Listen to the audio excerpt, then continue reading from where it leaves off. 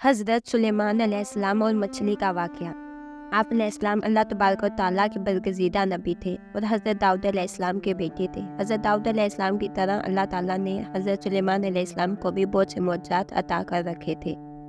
آپ جانوروں کی بولیاں سمجھ لیتے تھے، ہوا پر آپ کا قابو تھا۔ آپ علیہ السلام کی سب سے بڑی خصوصیت یہ تھی کہ آپ کی حکومت صرف انسانوں پر نہیں بلکہ جن بھی آپ کے تابع تھے۔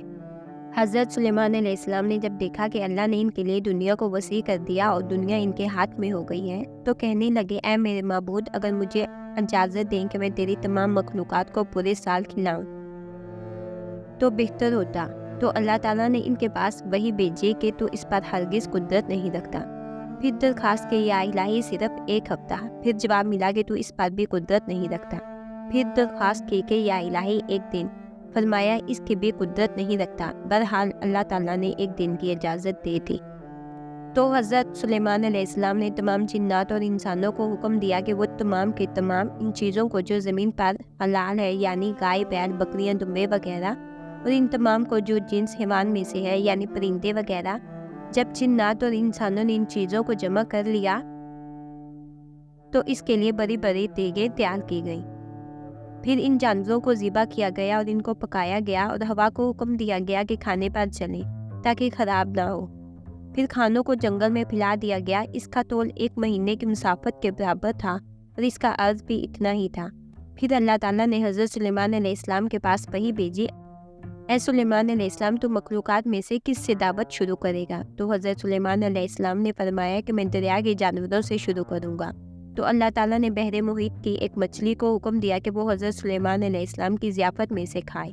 چنانچہ اس مچھلی نے سر اٹھایا اور کہا، اے سلیمان علیہ السلام، میں نے سنا ہے کہ تو نے ضیافت کا دروازہ کھول دیا ہے اور میری ضیافت تو کرے گا۔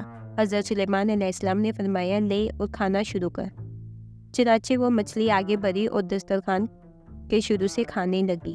مچھلی نے اس قدر کھایا کہ ایک ہی دفعہ میں سارا کھانا صاف کر دیا۔ اس مچھلی نے پھر آواز لگائی کہ اے سلیمان، مجھے کھانا کھلاؤ اور میری بھوک مٹاؤ۔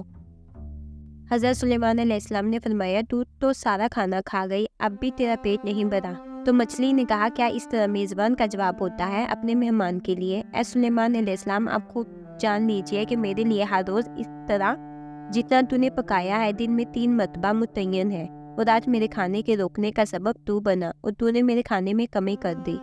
اس وقت حضرت سلیمان علیہ السلام اللہ تعالیٰ کے سامنے سجدہ کرتے ہوئے گر پڑے اور کہنے لگے، پاک ہے وہ ذات جو کفالت کرنے والی ہے مخلوق کی روزیوں کے ساتھ، جہاں سے مخلوق جانتی بھی نہیں کہ کہاں سے آتا ہے۔ بے شک ہمارا رازق صرف اور صرف اللہ ہے، چنانچہ ہمیں صرف رزق اسی سے مانگنا چاہیے اور کبھی اپنے مال و دولت اور وزرات و سادات کے بلبوتے پر انسانوں پر غرور نہیں کرنا چاہیے کہ میرے پاس اتنا مال ہے، اتنا نسب ہے، اس لیے مجھے رزق کے بارے میں پریشان ہونے کی ضرورت نہیں، بلکہ سب کچھ ہونے کے باوجود بھی اللہ سے مانگتے رہنا چاہیے۔ دعا ہے کہ اللہ تعالیٰ ہم سب کو اس واقعہ سے سبق حاصل کر کے اس پر عمل کرنے کی توفیق عطا فرمائے۔ آمین۔